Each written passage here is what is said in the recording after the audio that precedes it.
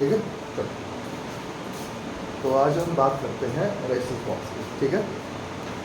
अब एक resistance box में होता क्या है, रेजिस्टेंस बॉक्सेस का तो बॉक्सेस नाम से पता लग रहा है, बॉक्स मतलब जिसमें कोई भी चीज़ हम कंटेन रखते हैं, जिसमें हम कोई सामान सेव रखते हैं। तो अब रेजिस्टेंस बॉक्स तो ऐसा बॉक्स जिसमें क्या हो, रेजिस्टेंस। ठीक है। अब हमारे पास ये एक छोटा रेजिस्टेंस बॉक्स है मेरा, ठीक है बेटा। तो ये ज़्यादा बड़ा ओम का तो नहीं है, ठीक है, लेकिन फिर भी मैक्सिमम 100 ओम तक हम इससे प्रोवाइड कर सकते हैं। बॉक्स है ही वुडन बॉक्स में है, होता है। वुडन में क्यों रखते हैं हम लोग? पहली बात तो ये इंसुलेटर होता है, वुडन सबसे अच्छा इंसुलेटर होता है। दूसरा, मेटल में हमने क्यों यूज़ किया कि भाई हमें रेजिस्टेंस अगर ऑफर करना है तो हम लोग अगर मेटल में यूज़ करते तो ये इलेक्ट्रिसिटी कनेक्ट कर सकता था। दूसरा ये है कि ये जो बार्स लगी है ना, बार्स ये बनी होती है ब्रास की, ये ब्रास की बार, ठीक है। दूसरा, ये जो प्लग्स होती हैं, वो प्लग इन्हें बोलते हैं प्लग, ये इन बार्स को आपस में कनेक्ट करने का काम करते हैं। देखा, अभी देखो इन बार्स के बीच में क्या है, गैप है, गैप है, दिख रहा था बच्चों को गैप, ये है ना, दिख रहा बेटा ये गैप। अब इस गैप को हमने ऐसे, ये ओपन हो गया, अब ये हमने फिल कर दिया, ठीक है। अच्छा, तो ये तो हमें समझ में आ गया कि अगर हमने इसको ओपन कर दिया तो ये गैप में अब करंट तो ऐसे तो नहीं जा सकता। जैसे मान लो मैंने इसको लगा दिया, तो अब यहाँ से करंट मैंने सप्लाई किया, यहाँ से करंट बाहर निकले, करंट कहाँ से फ्लो होगी, इन बार्स के थ्रू फ्लो। अब ये बार्स कितनी मोटी मोटी है, थिकनेस देखा, तो डेफिनेटली थिकनेस अगर एरिया बढ़ जाएगा तो क्या घट जाएगा, रेजिस्टेंस कम हो जाएगा। R is equal to rho into L by area, है ना। इस वजह से ये मोटी मोटी बार्स यूज की गई है यहाँ पर, क्लियर हो गया।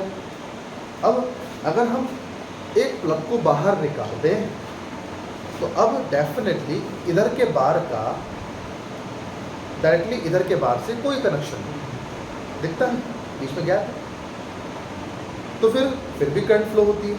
लेकिन हम देखते हैं करंट जैसा पहले फ्लो हो रही थी वैसे उससे कम करंट फ्लो हो रही है। कितने कम करंट फ्लो हो रही है, करंट का अपोजिशन किसने किया, तो आंसर इसके अंदर रेजिस्टेंस लगे हुए हैं, इसके अंदर रेजिस्टेंस लगे हुए हैं। अब करंट इन बार से यहाँ से होते हुए, इस बार से होते हुए, अब इस गैप तो पार कर नहीं सकती, तो क्या करती, करंट अंदर से होकर आती, अंदर से होकर के आ करके फिर इस बार से होती है, क्योंकि ये बार और ये बार आपस में कनेक्टेड है, अंदर से कनेक्टेड है, लेकिन अंदर हमने एक रेजिस्टेंस दिया हुआ है। उसका रेजिस्टेंस कितना है, कितना लिखा हुआ है यहाँ पर, 10 लिखा हुआ है, तो 10 ओम का अंदर रेजिस्टेंस है। करंट अब उस 10 ओम से होकर आएगी तो अपना पोटेंशियल ड्रॉप करेगी। 10 ओम का पोटेंशियल, 10 ओम जितना पोटेंशियल ड्रॉप करता है वो ड्रॉप हो जाएगा। अब करंट इससे हो जाएगी, वापस बारिश पे आ गई। चलिए, अब जैसे 10 ओम दिया ना रेजिस्टेंस, यहाँ से मैंने 20 ओम निकाल दिया, 20 का निकाले, कितने ओम रेजिस्टेंस दे दिया हमने, 30 ओम दे दिया।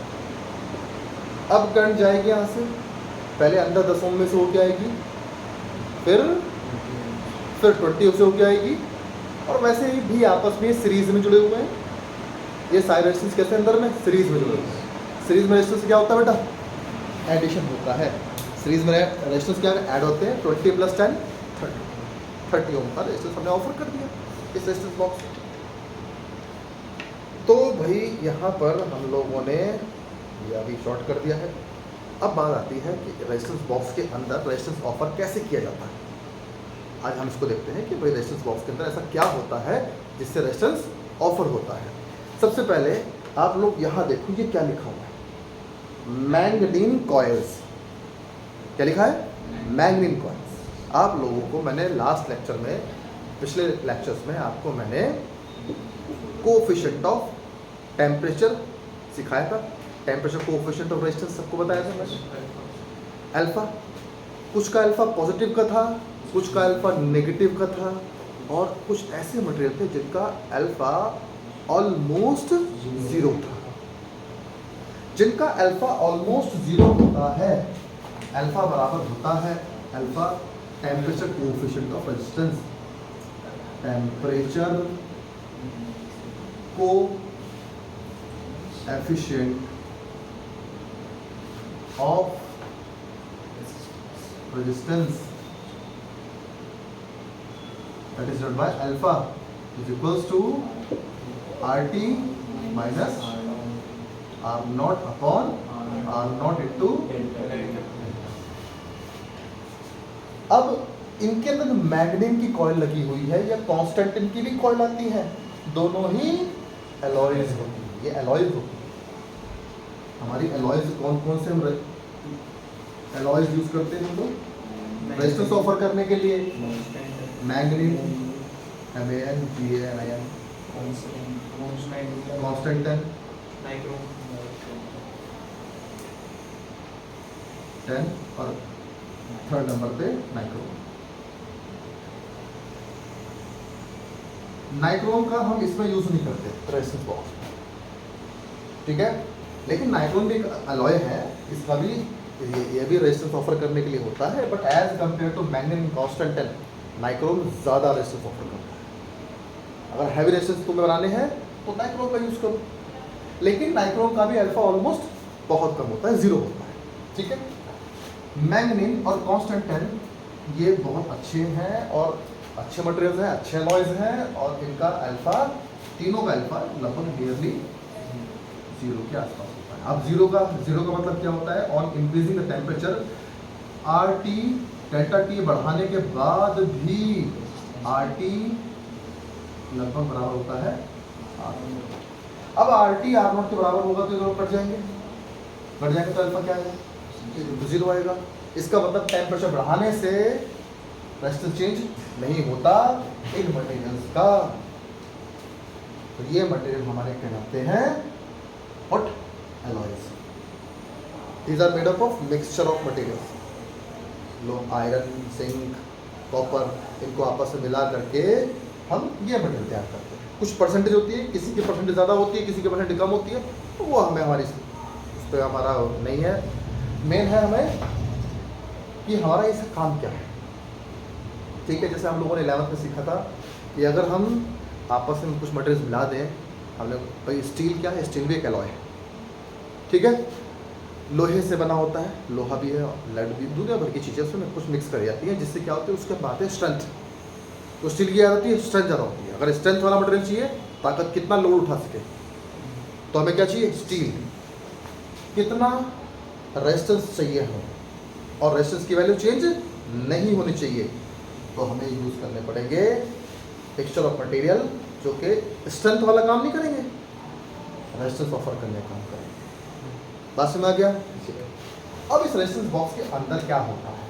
तो भाई रेजिस्टेंस जो बनते हैं, ये जो ये मटेरियल होते हैं, these are used to make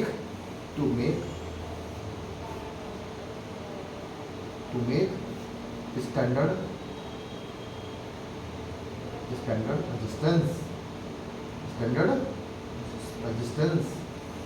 resistance offer करने के लिए ही ये मटेरियल यूज होते हैं। क्लियर हो गया था बच्चों को? समझ में आया? ठीक है, अब आगे देखो इनके अंदर क्या होता है। जैसे मैं ऐसे किनारे से एक डायग्राम दिखाता हूँ अंदर की तरफ से, तो ये बार्स होती हैं, ऐसे बार होती हैं आपस में, क्यों बच्चों ना?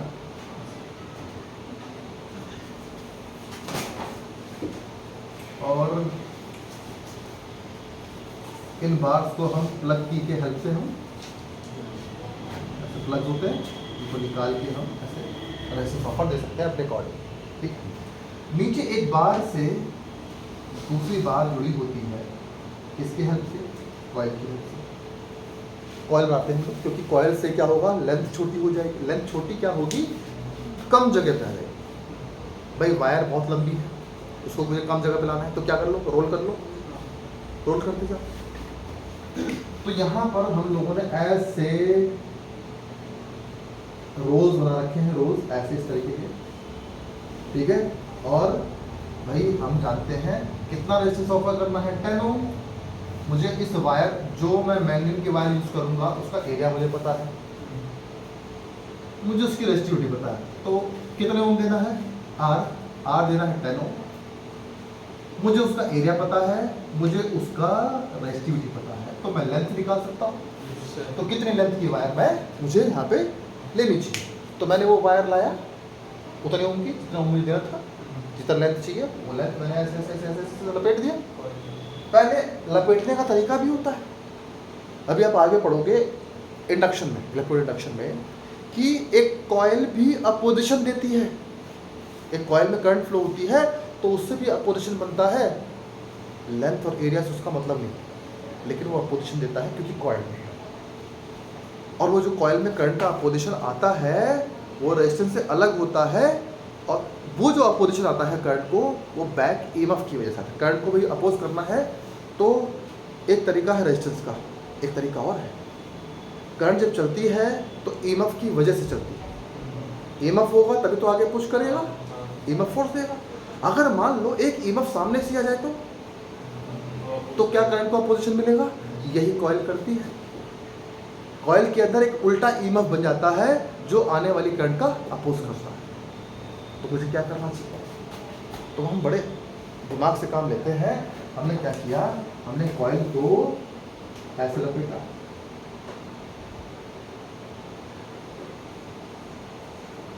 अब इसी को उल्टा करके हम वापस इसी के साथ साथ हम ऐसे ले आए।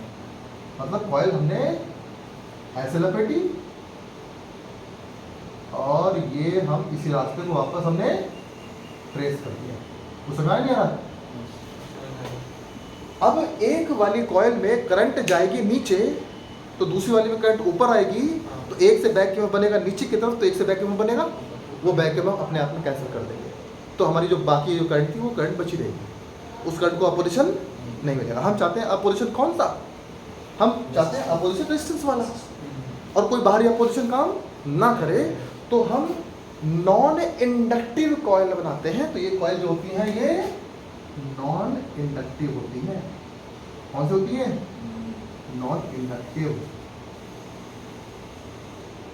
नॉन इंडक्टिव कॉइल होती है।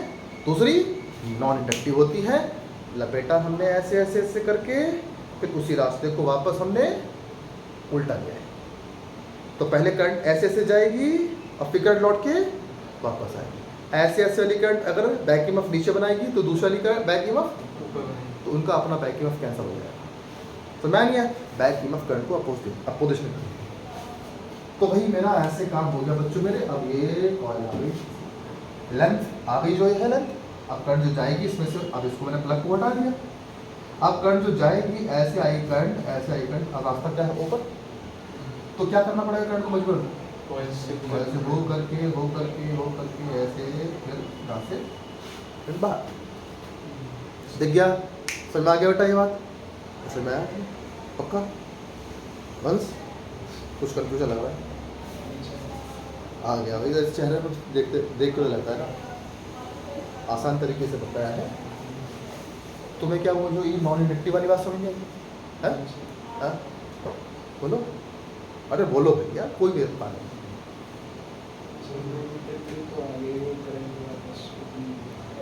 करंट जो वापस आएगी वो समझ नहीं आई। तो लेंथ निकाला, लेंथ इज इक्वल टू रो, यहाँ आएगा रो एरिया, यहाँ पहुँच जाएगा। कितने लेंथ की वायर हमें लेनी है? रो किसकी पहचान है? कौन सा मटेरियल है? रो वही होगा। एरिया हमने कौन सा यूज़ किया है, कौन सी वायर यूज़ कर रहे हो, बहुत पतली यूज़ कर रहे हो तो लेंथ आप अपने हिसाब से एडजस्ट कर सकते हो। जो भी वायर का एरिया, कितना ओम का रेजिस्टेंस देना है, बस कितने ओम का देना है, लेंथ कितनी होनी चाहिए पता है। ठीक है, समझ में आ गई बात ये? ठीक है, एक बार हम इसको खोल के देख लेते हैं कि आखिर ऐसा इसमें है क्या। ठीक, तो वैसे खोल के दिखाता हूँ तुम लोगों को समझ में आएगा कि आखिर इस रेजिस्टेंस बॉक्स के अंदर क्या क्या होता है। ठीक है, तो समझो इसको ध्यान से, और तुम्हें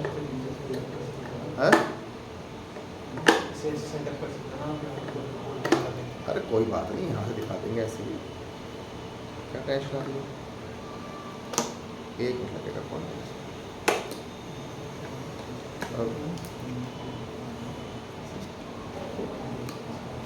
जो बच्चे वीडियो देखेंगे ये बात तो रेस्टोरेंट बॉक्स है भाई, बोले सर के बाद रेस्टोरेंट बॉक्स है, ये रेस्टोरेंट बॉक्स कैसे आया।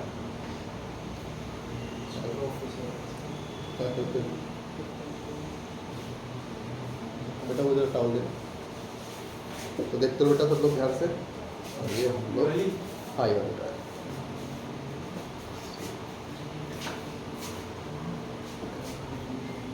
ये हमने प्रेशर बॉक्स ओपन किया बच्चों मेरे, देखते रहो ध्यान से इसको। यहाँ पे हो गया,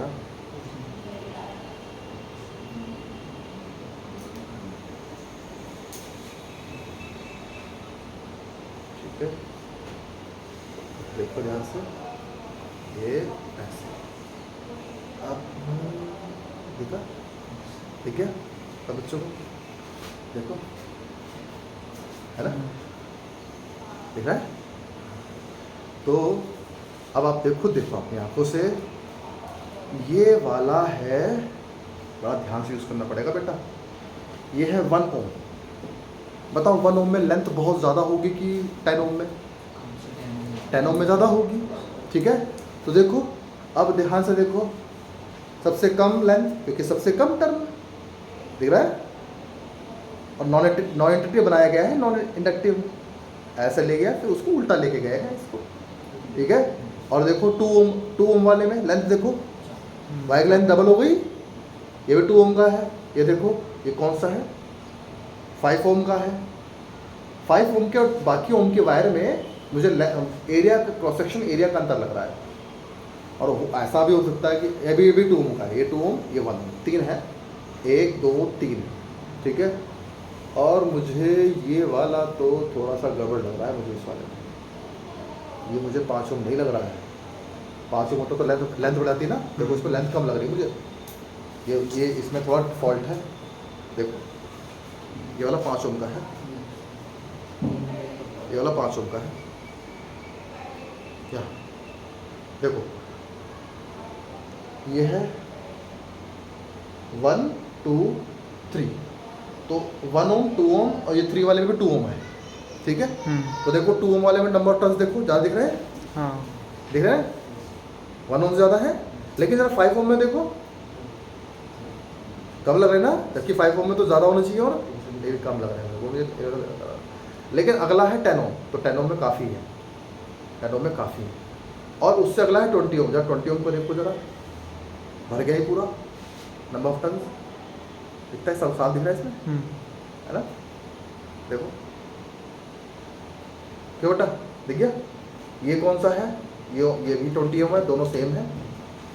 और ये वाला है 50 ओम। 50 ओम में अच्छा एक बात और है बच्चे, अरे ये इन्होंने सही किया है, सही किया है, 5 ओम में सही किया है। क्या किया है उन्होंने, ये वायर पतली कर दी, ये पतली वायर है बहुत, इन सब में मोटी वायर है। जब वायर एरिया ज़्यादा होगा तो लेंथ कम हो जाएगा, रेजिस्टेंस को कम करने के लिए एरिया को कम कर दो या फिर लेंथ को चेंज कर दो, तो इनको हम वैरी करके आपस में हम कर सकते हैं। तो देखो ज़रा, ये है 50 ओम, ये है 50 ओम, और 50 ओम में देखो इसे कंपेयर करो 20 ओम वाले से, कम है, टर्न कम है ना, तो फिर टर्न कम है यानी लेंथ कम है। अब वायर की लेंथ कम है तो भी ऐसा कैसे हो सकता है, लेकिन 50 ओम देगा, तो हमने वायर ही पतली वाली यूज़ की है इसमें। तो इसमें जो मैग्नीन की वायर है वो पतली वाली यूज़ हो रखी है, पतली वाली वायर है इसमें, जो वायर बहुत पतली है, इनसे ये मोटी वायर थोड़ी सी, ये और पतली वायर है। और ये देखो ये कौन सा ओम है, 100 ओम। 100 ओम में देखो कितने है नंबर ऑफ सर उंगली आ रही है, उंगली आ रही है, अच्छा उंगली आ रही है, हाँ। अब देखो दिख गया, देखा सब बच्चों को। तो ये पैटर्न होता है एक रेजिस्टेंस बॉक्स। क्लियर हो गया सब बच्चों को, समझ में आ गया। एक बार फोल्ड कर, 5 और 50 वाले ओम में जो बात समझ गई तुम्हें, वो क्या है कि जो 5 ओम वाले में टर्न कैसे कम आए, वो ऐसे कम आए बेटा। 5 ओम और 50 ओम वाले में वायर जो यूज़ की गई है तो वो मैग्नेट की, लेकिन बाकी सारे रेजिस्टेंस से जो वायर यूज़ की गई है वो पतली वायर है। अब वायर पतली होगी तो डेफिनेटली रेजिस्टेंस ज़्यादा होगा। तो पतली वायर में जब रेजिस्टेंस ऑलरेडी ज़्यादा है तो हम लेंथ ज़्यादा क्यों यूज़ करेंगे? तो अगर वही वायर यूज़ करते जो 2 ओम में यूज़ होती है तो डेफिनेटली 5 ओम में बहुत सारे टर्न्स आते हैं, क्योंकि वायर मोटी। तो हमने क्या करना, नंबर ऑफ टर्न्स कम करने हैं। तो नंबर ऑफ टर्न्स कम करने का, लेंथ को कम करने का तरीका क्या है? एरिया को चेंज करके। समझ गया? लेंथ को कम करने से हम चाहते क्या, हम रेजिस्टेंस बढ़ाना चाहते हैं, रेजिस्टेंस बढ़ाना चाहते हैं, हम रेजिस्टेंस को इंक्रीज करना चाहते हैं। हम 2 ओम से 5 ओम में आए, रेजिस्टेंस को हम इंक्रीज करना चाहते हैं, लेकिन लेंथ को घटाना चाहते हैं। लेंथ कम करने से रेजिस्टेंस घट जाएगा। आर बराबर O into L upon A, क्या बट्टा है ना? अगर मैं R is equals to rho into L by A, अगर आप लेंथ कम कर दोगे तो रेजिस्टेंस भी कम हो जाएगा। तो मैं तो लेंथ कम कर दी क्योंकि 5 ओम में कम लेंथ है, तो रेजिस्टेंस कैसे बढ़ाए? एरिया को कम कर दूं, अगर एरिया कम कर दूं रेजिस्टेंस बढ़ जाएगा। तो हमने लेंथ कम कर दी 5 ओम में, तो हमने क्या क्या कम कर दिया? एरिया। समझ में आ गया नहीं आ गया? ठीक है, इसे stop कर दो।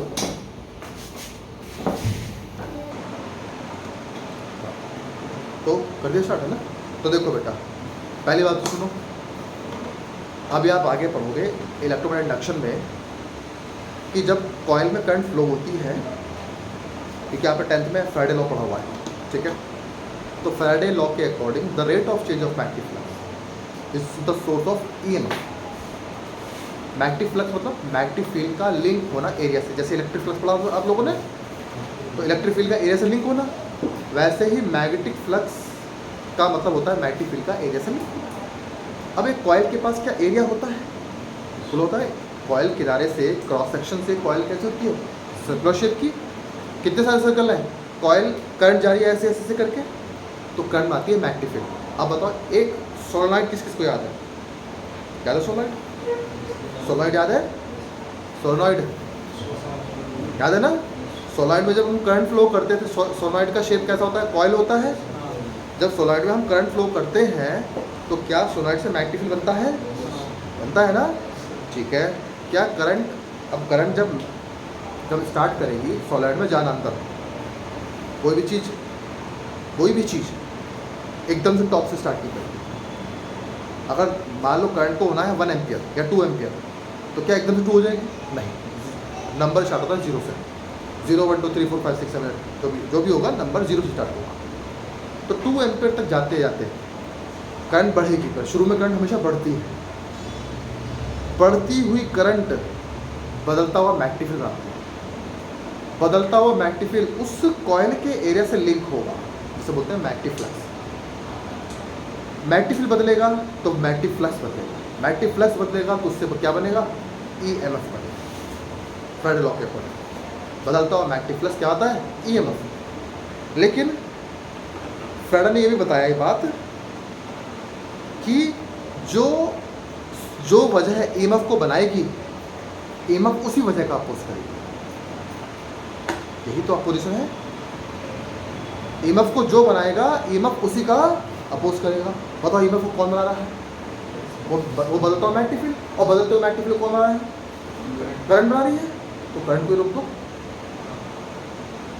करंट को रोक दो तो मैग्नेटिक फील्ड नहीं बदलेगा, और मैग्नेटिक फील्ड नहीं बदलेगा तो बैक ईएमएफ नहीं बनेगा। कौन सी बात है ना? और करंट को क्यों रोकवाएं भैया? करंट को क्यों रोके भाई? हमें तो करंट से काम है, तो हम नहीं चाहते वो बैक ईएमएफ बने। तो अगर एक कॉइल बैक ईएमएफ ऊपर की तरफ बनाती है करंट को अपोज करने के लिए, मतलब बैक ईएमएफ का मतलब होता है EMF is a source of current, तो वो बैक ईएमएफ मतलब होता है एक उल्टी करंट बनाएगी और एक करंट दूसरी करंट को अपोज करेगी। एक करंट को अपोज कराना है, मुझे एक करंट को अपोज करना है, तो या तो मैं रेजिस्टेंस लगा दूँ या मैं एक दूसरी करंट उल्टा उससे फ्लो कर दूँ। तो अपोजिशन होगा, ठीक है। तो बेटा एक कॉइल मैंने ऐसे बनाई, तो दूसरी कॉइल मैंने उसकी उल्टी बनाई, तो करंट एक कॉइल में ऐसी आएगी तो वापस लौट के कि ऊपर जाएगी। भाई जो सीढ़ी ऊपर से नीचे आती है तो वही तो ऊपर से नीचे नीचे से ऊपर जाती है। एक जो करंट लाइन आ रही है करंट के नीचे, तो वही लाइन ऊपर भी जाएगी। तो ऊपर से नीचे आने वाली बैक ईएमएफ बनाएगी ऊपर की तरफ, तो नीचे से ऊपर जाने वाली करंट बनाएगी, बैक ईएमएफ बनाएगी नीचे की तरफ। वो बैक ईएमएफ अपने आप अंदर बनेंगे और अंदर अंदर खत्म हो जाएगी। तो हमारी करंट को क्या नहीं मिलेगा, अपोजिशन नहीं मिलेगा। अब अपोजिशन किससे मिलेगा, लेंथ, एरिया और वायर के मटेरियल से, क्योंकि कॉइल के पास एक प्रॉपर्टी होती है, वो होती है इंडक्शन वाली प्रॉपर्टी। इंडक्शन की वजह से ईएमएफ बनता है, ठीक है। तो वो इंडक्शन कहलाता है। हम चाहते हैं इंडक्शन खत्म हो जाए, जो मेथड हमने यूज़ किया है उसको बोलेंगे नॉन इंडक्शन या नॉन इंडक्टिव कॉइल। क्लियर हो गया, नॉन इंडक्टिव कॉइल या कॉइल्स जो भी होगा, ठीक है बेटा। चलो इसको